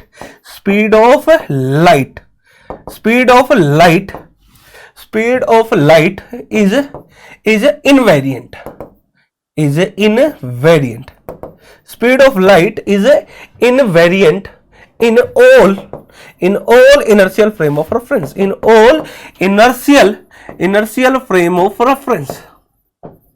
जो स्पीड ऑफ लाइट है वो इनवेरिएंट है किसके अंदर, all inertial frame of reference, और ये वैक्यूम के अंदर चर्चा की गई, किसके अंदर, वैक्यूम के अंदर। यानी किसी भी फ्रेम ऑफ रेफरेंस से आप मेजर कर लो, इनर्शियल फ्रेम ऑफ रेफरेंस से जो स्पीड ऑफ लाइट है उसमें कोई बदलाव नहीं मिलेगा। यानी जो हमारे पास है, जो लाइट की रफ्तार है 3 × 10⁸ मीटर पर सेकेंड, ये इसी रफ्तार से चलेगी, चाहे आप एस फ्रेम से नापो या चाहे आप एस डैश फ्रेम से नापो। यही पोस्टुलेट्स है एसटीआर के, यही नींव है एसटीआर की, इसमें कोई बदलाव नहीं आ सकता। तो लॉरेंस ट्रांसफॉर्मेशन में सीधा रिजल्ट, इसका प्रॉपर एक ड्राइव है लॉरेंस ट्रांसफॉर्मेशन का, तो हम डेरिवेशन पे नहीं जा रहे, सीधा हम रिजल्ट्स को याद रखेंगे, क्योंकि रिजल्ट हमारे काम की चीज है। काम की चीज हमारी क्या है मेरे प्यारे बच्चों, हमारी काम की चीज है रिजल्ट। तो हम किसको याद रखने वाले हैं, रिजल्ट को याद रखने वाले हैं, यानी लॉरेंस ट्रांसफॉर्मेशन, लॉरेंज ट्रांसफॉर्मेशन। ठीक है भाई, चलो सीधा लिखते हैं अपन। ये हमारे पास एक फ्रेम, ठीक है, ये हमारे पास एक और 2 फ्रेम है, एक्स डैश वाई डैश, ये हमारे पास एक्स और ये वाई, ये है ओरिजिन ओ, ये है ओरिजिन ओ डैश, और ये वी वेलोसिटी से चल रहा है। ठीक है भाई, बहुत बढ़िया। यहां पर हम किसी इवेंट को हम देख रहे हैं, यानी एस फ्रेम से देख रहे हैं, एस डैश फ्रेम से, तो एक्स वाई जेड और टाइम क्या है टी, और यहां से एक्स डैश वाई डैश और जेड डैश टाइम क्या है टी डैश। और ये कौन से फ्रेम से है, सेम इवेंट को कौन से फ्रेम से देखा गया, एस डैश फ्रेम से देखा गया। ये हमारे पास कौन सा फ्रेम है, एस डैश, और ये फ्रेम कौन सा है, एस। तो इनके बीच में हमारे पास जो रिलेशन मिले वो मिले x dash is equal to x minus we t divided by 1 minus we square by C square. यहां पर हमारे पास क्या है, यहां पर हमारे पास आ गया y डैश बराबर y और z डैश बराबर z। तो सेम हमारे पास क्या आया, t आया, यानी t डैश की वैल्यू हमारे पास क्या आई, t डैश की वैल्यू आई t minus x we by c square, और ये आया 1 minus v square by c square. ये हमारे पास जो ट्रांसफॉर्मेशन आया, दैट इज द ट्रांसफॉर्मेशन। किसका ट्रांसफॉर्मेशन है हमारे पास, ये है लॉरेंज ट्रांसफॉर्मेशन। इसे हम क्या कहते हैं, लॉरेंज ट्रांसफॉर्मेशन कहते हैं। ये ट्रांसफॉर्मेशन कैसा है, ये ट्रांसफॉर्मेशन हमारे पास लॉरेंज ट्रांसफॉर्मेशन है, that is the Lorentz transformation. इसे हम क्या कहते हैं, लॉरेंज ट्रांसफॉर्मेशन कहते हैं। तो लॉरेंज ट्रांसफॉर्मेशन में हमारे पास रिजल्ट क्या आया, x dash is equal to x minus we t under root 1 minus we square by C square, y dash बराबर वाई, जेड डैश बराबर z, t dash is equal to t minus x we by C square 1 under root 1 minus we square by C square. ये हमारे पास Lorentz transformation है। अब देखो इसमें कमाल की बात आपको जो बताना चाह रहा हूं, अगर हमें जो डाटा गिवन है किस फ्रेम का, हमें जो डाटा गिवन है अगर एक्स वाई जेड और टी दे रखा है, तो भाई इस फ्रेम के अकॉर्डिंग उसकी पोजीशन और टाइम क्या होगा, यानी इस फ्रेम में जो वॉच है उसका टाइम और इस फ्रेम में जो पोजीशन होगी इवेंट की वो हम ये निकाल सकते हैं इस फॉर्मूले से सीधा। ठीक है, यानी मैं इसी को लॉरेंज ट्रांसफॉर्मेशन बोला गया है। ठीक है भाई, इसको क्या बोला गया, लॉरेंज ट्रांसफॉर्मेशन। इसी को मैं दोबारा लिखवा रहा हूं 2 फॉर्मूले के रूप में, आप मेरी बात समझना। एक बार हमें क्या गिवन होगा, ध्यान से समझना। ये हमारे पास एक है, ये हमारे पास है एक्स डैश वाई डैश, ठीक है, एक्स वाई ओ, और ये है ओ डैश। ठीक है, ये कोई इवेंट हो रहा है एक्स वाई जेड और ये टाइम टी, ये है x dash y dash z dash और ये है टाइम टी डैश। ठीक है भाई, तो हमने अभी निकाला। अगर हमें गिवन हो, क्या गिवन हो भाई, अगर हमें गिवन हो क्या, एक्स वाई जेड और टी, यानी एस फ्रेम, ये जो एस फ्रेम है, इस एस फ्रेम की वैल्यूज गिवन है, यानी इस फ्रेम पे जो इवेंट हो रहा है उसकी पोजीशन और टाइम टी हमें गिवन हो, और निकालना क्या हो, हमें क्या निकालना हो, अगर हमें निकालना क्या हो, फाइंड आउट। क्या निकालना हो, फाइंड आउट, यानी x dash y dash z dash और टी डैश, इसकी वैल्यूज निकालनी हो। तो अपन क्या करेंगे भाई, सीधा देखो, ये जो मूव कर रहा है ये एक्स एक्सिस के अलोंग मूव कर रहा है, यानी वाई वी वेलोसिटी से एस डैश फ्रेम। तो हम सीधा ये फॉर्मूला यूज करेंगे, x minus we t 1 minus we square by C square, y dash बराबर वाई, जेड डैश बराबर जेड, और यहां पर आया टी डैश बराबर t minus x we by C square 1 minus we square by C square. ये formula लगाएंगे। अगर हमें ये गिवन है, ये निकालना हो, अगर उल्टा आ जाए, यानी अभी हमें जो डाटा गिवन था वो एस फ्रेम से डाटा गिवन था, और एस डैश फ्रेम से चीजें निकालने के लिए पूछ ले कि एस डैश फ्रेम के अंदर जो वॉच है उसका टाइम क्या होगा, एस डैश फ्रेम से उस इवेंट की पोजीशन क्या होगी, ये पूछ ले। ठीक है, तो हमें अगर ये दे रखा है तो ये निकाल लेंगे। ठीक है, ये फॉर्मूला लगा देंगे। अगर हमें गिवन क्या हो, अब गिवन क्या हो, ये है एक्स डैश, ये है वाई डैश, ठीक है, ये जो है ओ डैश और ये वी वेलोसिटी से जा रहा है। फिर से भाई एक्स वाई जेड और ये टी, ये जो दूसरा है ये है x dash y dash z dash और टी। ठीक है, ये हमारे पास एक्स, ये हमारे पास वाई, ये है ओरिजिन और ये फ्रेम रेस्ट पर है। ये फ्रेम हमारा क्या है, मूव कर रहा है वी वेलोसिटी से। ये फर्क है दोनों में। इस फ्रेम को क्या बोला गया, एस, और ये वाला जो फ्रेम है ये कौन सा है, एस डैश। ठीक है, एस और एस डैश।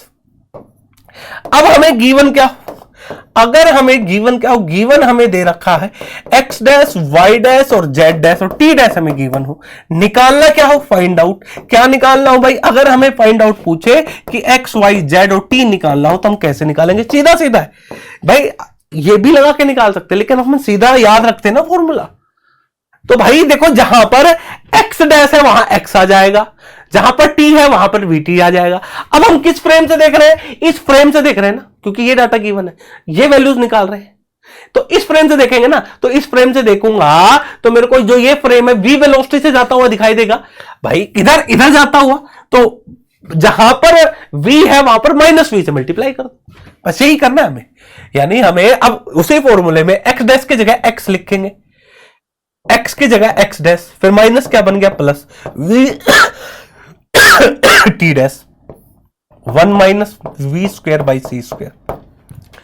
ये लो भाई, वाई डैश बराबर वाई, जेड डैश बराबर जेड।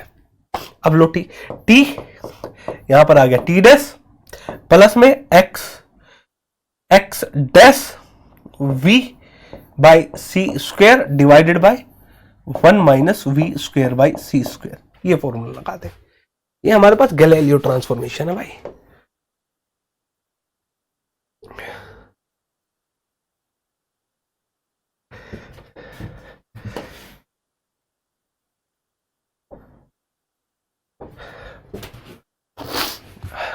तो ये फॉर्मूला लगाएंगे, रिजल्ट को पाएंगे। सिंपल सा है भाई, एक्स डैश की जगह एक्स कर दो, टी की जगह टी है तो टी डैश कर दो, टी डैश है तो टी कर दो, अगर वी है तो माइनस वी, क्योंकि इस फ्रेम से देख रहा हूं ना, इस फ्रेम से इस फ्रेम के लिए मेजर कर रहा हूं ना। हमें गिवन क्या है, x dash y dash z dash given है, तो इस फ्रेम से इसको मेजर कर रहा हूं, तो ये वाला ये रेस्ट भी हो जाएगा। तो इसको देखूंगा तो ये इधर जाता हुआ दिखाई देगा माइनस वी से, तो प्लस की जगह माइनस वी आ जाएगा। सिंपल सा। अब इसी पर एक क्वेश्चन करेंगे, आज का आखिरी क्वेश्चन, एक ही क्वेश्चन करेंगे आज के सेशन में। ठीक है, बाकी कल अपन लॉरेंस ट्रांसफॉर्मेशन पे बहुत सारे क्वेश्चन भी करने वाले हैं और भी कई चीजें हम सीखने वाले हैं, यानी नेक्स्ट सेशन में। आज अपना एक ही क्वेश्चन रहेगा, एक ही एग्जांपल के साथ आज के सेशन को एंड करेंगे। ठीक है, उम्मीद करता हूं आपको समझ में आया होगा बहुत अच्छे से। तो क्वेश्चन क्या है, क्वेश्चन समझो भाई, हमारे पास क्वेश्चन क्या है। ठीक है, क्वेश्चन है क्या हमारे पास, ये हमारे पास सरफेस है, earth surface, earth surface, earth surface है भाई, ये लो अर्थ सरफेस। इस अर्थ सरफेस से हमने एक रॉकेट को भेजा, किसको, एक रॉकेट को, ये है हमारे पास रॉकेट। ठीक है, अर्थ सरफेस से, अर्थ सरफेस से यानी t इजिकल टू 0 पर, टाइम क्या था, t इजिकल टू 0 पर रॉकेट को भेजा। रॉकेट की जो वेलोसिटी दी हमने, कितनी दी, रॉकेट की वेलोसिटी हमने दे दी 0.6 c, that is the speed of the rocket, 0.6 c, यानी इतनी कांस्टेंट वेलोसिटी से रॉकेट ऊपर के अर्थ सरफेस से चला, ऊपर की तरफ जा रहा है। अब दो घड़ियां है, ध्यान रखिएगा, दो घड़ियां है, दो आदमी है। एक आदमी कहां बैठा हुआ है, आपको समझा रहा हूं, एक आदमी सरफेस पर बैठा हुआ जिसने घड़ी बांध रखी t इजिकल टू 0। अब वही रॉकेट, एक आदमी रॉकेट के अंदर है, एस्ट्रोनॉट हमारा, ठीक है, उसने भी वॉच पहन रखी है, उसका जो टाइम है वो क्या है, टी डैश, वो भी कितना है, 0, क्योंकि दोनों फ्रेम एक ही टाइम पर है। यानी ये वाला फ्रेम एस और दूसरा फ्रेम जो हमारे पास था ये वाला फ्रेम एस डैश, ये दोनों एक ही टाइम पे, जब दोनों सेम टाइम पे क्रॉस कर रहे हो, यानी दोनों का ओरिजिन क्रॉस कर रहा हो, तो उस वक्त टाइम हम 0 मान सकते हैं। तो यानी एस फ्रेम भी यही है, एस डैश फ्रेम भी यही है, दोनों का ओरिजिन सेम पॉइंट पर लाई कर रहा है, तो इसका मतलब दोनों की घड़ी सिंक्रोनाइज है, दोनों पे टाइम क्या है, 0, जो इस फ्रेम के अंदर बैठा है। अब रॉकेट के फ्रेम के अंदर बैठा है ना वी वेलोसिटी, यानी रॉकेट के फ्रेम के अंदर है, तो ये फ्रेम कैसा बन गया, एस।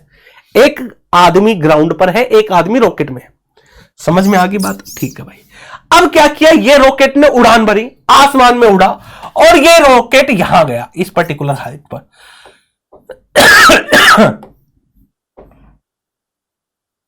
ये रॉकेट यहां गया, बहुत बढ़िया। ठीक है, इस रॉकेट के अंदर जो एस्ट्रोनॉट था उसने टाइम को मेजर किया, तो उसको जो टाइम दिखाई दिया वो कितना था, टाइम था उसकी घड़ी के अंदर। ठीक है, ठीक है, एस्ट्रोनॉट मेजर द टाइम। ठीक है, astronaut measure the time, time को उसने मेजर किया, तो कितना टाइम उसको दिखा, 1 आवर। उसकी घड़ी में कितना टाइम बजा हुआ था, 1 घंटा। 1 घंटा बज गया, यानी 00 पे स्टार्ट हुई, 1 घंटा हो गया उसकी घड़ी में। एस्ट्रोनॉट ने जो मेजर किया उसकी घड़ी में कितना टाइम हुआ, 1 घंटा। अब जब वो 1 घंटा टाइम हुआ तो इस एस्ट्रोनॉट ने नीचे की तरफ सिग्नल भेजा, लाइट ऑन करके इसने क्या भेजा, क्या ट्रांसफर किया, यहां से सिग्नल लाइट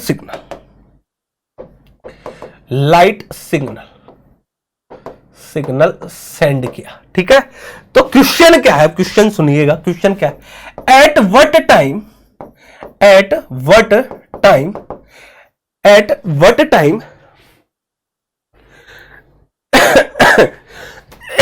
क्वेश्चन क्या था, क्वेश्चन 1 मिनट में देख लेता हूं बच्चों, क्वेश्चन था तो सही इसमें, eight what time signal is send, at what time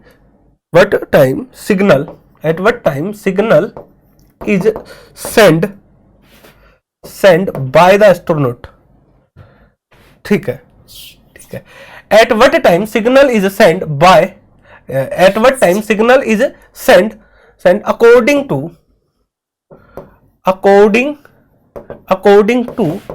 ठीक है, according to earth reference, according to earth watch, जमीन पर जो घड़ी है उसके अकॉर्डिंग कितने समय पर सिग्नल को भेजा गया, at what time signal is send according to earth watch. ठीक है, ऐसे लिख लो, according to earth watch,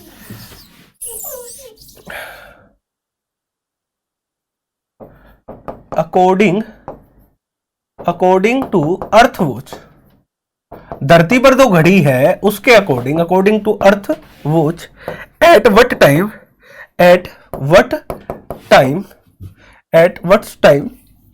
signal is send,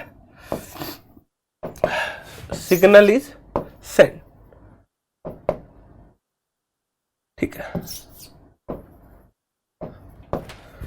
है भाई, घड़ी के अकॉर्डिंग, घड़ी अर्थ पर है, ये एक आदमी इसने घड़ी पहनी हुई है, इसके टाइम के अकॉर्डिंग एस्ट्रोनॉट ने किस टाइम पर, इसकी घड़ी के अकॉर्डिंग एस्ट्रोनॉट ने कब सिग्नल भेजा, ये हमें निकालना है। इस आदमी के घड़ी के अकॉर्डिंग एस्ट्रोनॉट ने कब सिग्नल भेजा, ये हमें बताना, टाइम बताना है, टाइम। तो सबसे पहले हमें फ्रेम डिफाइन करने पड़ेंगे कि एस फ्रेम कौन सा है, एस डैश फ्रेम कौन सा है। पहला काम तो यह है फ्रेम देखना आना चाहिए, वो मैं आपको बताने वाला हूं। देखो क्वेश्चन क्या था, क्वेश्चन था एक रॉकेट था, रॉकेट के अंदर एक आदमी है, अर्थ के सरफेस पे एक आदमी है, दोनों सेम पॉइंट पर थे, तो दोनों के घड़ी में टाइम 0 है, सिंक्रोनाइज और ओरिजिन सेम है। अब रॉकेट उड़ गया कितनी रफ्तार से, 0.6 इंटू में सी का स्पीड ऑफ लाइट, उड़ गया। अब ये 1 घंटे बाद इसके एस्ट्रोनॉट जो हमारा इस रॉकेट में बैठा था, उसने अपनी घड़ी में देखा कि 1 घंटा हो गया, उसके बाद उसने सिग्नल भेजा, तो सिग्नल आया, तो अर्थ पे जो आदमी है उसकी घड़ी में क्या टाइम होगा, अर्थ पर जो आदमी है उसकी घड़ी में क्या टाइम होगा, वो हमें निकालना है अकॉर्डिंग टू अर्थ वॉच। ठीक है, eight what time signal is send, यानी अर्थ पर जो आदमी खड़ा है उसकी घड़ी के अकॉर्डिंग इसने सिग्नल कब सेंड किया, अर्थ पर जो खड़ा है भाई, अर्थ यहां पे कोई आदमी खड़ा है ना, अब ये देख रहा है कि सिग्नल इसकी घड़ी के अकॉर्डिंग सिग्नल कब आया। तो हमें सबसे पहले ऐसे जब भी क्वेश्चन हो तो एस डैश और एस फ्रेम को हमें देखना होगा। जो फ्रेम रेस्ट पर है वो एस फ्रेम है, यानी जो आदमी अर्थ के सरफेस पर है, यहां पर t इज इक्वल टू 0 है, यानी ये अपनी जो घड़ी में टाइम को मेजर करेगा, यानी ये जो फ्रेम कहलाएगा ये एस कहलाएगा। अब इस रॉकेट के अंदर जो है हमारे पास एस्ट्रोनॉट, ठीक है, जिसने सिग्नल को भेजा, ये सिग्नल को क्या कर रहा है, नीचे भेज रहा है, सिग्नल ट्रांसफर कर रहा है। इससे ये जो फ्रेम है ये है एस डैश, बहुत बढ़िया, ये फ्रेम कैसा है, एस डैश। अच्छा, एस डैश फ्रेम कितनी वेलोसिटी से जा रहा है, 0.6 सी से जा रहा है। अच्छा, ऐसे डैश फ्रेम में टाइम दे रखा है टी डैश, वो कितना है 1 आवर्स, और हमें फ्रेम इस घड़ी के अंदर टाइम क्या होगा वो हमें निकालना है। सिंपल सा क्वेश्चन यही है, यानी टी डैश दे रखा, टी निकालना है। अच्छा जी, फॉर्मूला क्या है हमें टी निकालने का, बताओ जरा। टी निकालने का फॉर्मूला अभी अभी बताया, अगर डाटा इसमें इस फ्रेम में दे रखा हो, इसमें पूछे तो ये फॉर्मूला लगाएंगे, T is equal to T dash plus में दिस। सिंपल सा है। तो T is equal to T dash plus में X we by C square divided by X we by C square. क्या ही कर रहे हैं अपन, 1 minus we square by C square, 1 minus we square by C square. ठीक है, तो ये देखो गलती कर दी हमने, ये एक्स डैश टाइम था, एक्स डैश, ये एक्स डैश। ठीक है, अब देखो यहां पर है ना, यहां पर फ्रेम है ना, फ्रेम बना रहा हूं, ध्यान से समझना, ये फ्रेम जो यहां पर होगा वो फ्रेम बना रहा हूं। फ्रेम कैसा होगा, ऐसा। अरे भाई ये हमारे पास क्या है, एक्स डैश, ये हमारे पास वाई डैश। ठीक है, एक्स वाई, और अंदर की तरफ जो होगा वो हमारे पास क्या होगा, जेड। अंदर की तरफ जो होगा वो जेड डैश। अब देखो वो ओरिजिन तो यहां पर है ना, यहीं पर आदमी बैठा है, एस्ट्रोनॉट तो यही बैठा है, और यहां पर बैठा है, तो एक्स डैश की वैल्यू क्या होगी, 0। भाई ओरिजिन, एस्ट्रोनॉट तो ओरिजिन पर ही बैठा होगा ना, और ये वी वेलोसिटी से आ रहा है, किधर जा रहा है ये फ्रेम, इधर जा रहा है, वी वेलोसिटी से 0.6। अरे भाई समझ रहे हो ना, एस्ट्रोनॉट कहां बैठा है, ओरिजिन पे तो बैठा है, तो एक्स डैश की वैल्यू क्या होगी यहां पर, 0, क्योंकि एस्ट्रोनॉट तो ओरिजिन पे है, ओरिजिन पे बैठा, अपनी घड़ी बांध रखी है ना, समझ रहे हो ना। तो एक्स डैश की वैल्यू क्या होगी, 0। ये वैल्यू हम यहां रखेंगे, तो टी की वैल्यू हमारे पास क्या आ जाएगी, जब हम यहां से बात करेंगे तो हमारे पास आ गई t dash divided by 1 minus 0.6 का whole square c square divided by c square. तो हमारे पास आ गया टी डैश 1 माइनस 36 0.36। ठीक है, तो हमारे पास ये आ गया 6 छंगे 36। ठीक है, टी डैश की वैल्यू हमारे पास कितनी है, 1 आवर। तो ये हमारे पास कितनी आ जाएगी, लगभग भाई 1.0036। तो ये कितनी आ गई, 4, ये 64 है ना, 64 0.64। जब हम इसको करेंगे तो ये हमारे पास कितनी आ गई, 1/0.8। तो ये आ गई 100/10/8 आवर्स। ठीक है, जब इसको करेंगे तो 1.25 आवर्स, इतना टाइम। यानी अर्थ वाली घड़ी में कितना बजा होगा, 1.25 घंटा। जो अर्थ पर जो आदमी है उसकी घड़ी में 1.25 घंटा बजा है, जब इसने सिग्नल को ट्रांसफर किया। अर्थ की घड़ी में कितना बजा है, 1.25 बजा है, जब इसने सिग्नल को ट्रांसफर किया। तो भाई अर्थ पे जो आदमी खड़ा था उसकी घड़ी में कितना टाइम बजा होगा, 1.25 घंटा, जब एस्ट्रोनॉट ने क्या किया था, सिग्नल को ट्रांसफर किया था। तो और आज का सेशन इसी क्वेश्चन के साथ एंड करेंगे। कल हम और भी, यानी नेक्स्ट सेशन में हम और भी क्वेश्चन करने वाले हैं लॉरेंस ट्रांसफॉर्मेशन पर, और टाइम डायल्यूशन क्या है उसके बारे में भी चर्चा करेंगे। ठीक है, लेंथ कॉन्ट्रैक्शन के बारे में भी चर्चा करेंगे। धीरे धीरे हमारे सेशन को थोड़ा सा मजा आएगा, इंटरेस्टिंग सेशन बनेगा। अब आगे जैसे जैसे बढ़ते चले जाएंगे और बहुत सारे क्वेश्चन भी करेंगे, साथ साथ PYQs भी हम देखेंगे आगे चल के। तो नेक्स्ट सेशन में कनेक्ट रहिएगा मेरे साथ मेरे प्यारे बच्चों। आज का सेशन यहीं तक था। जय हिंद, जय भारत।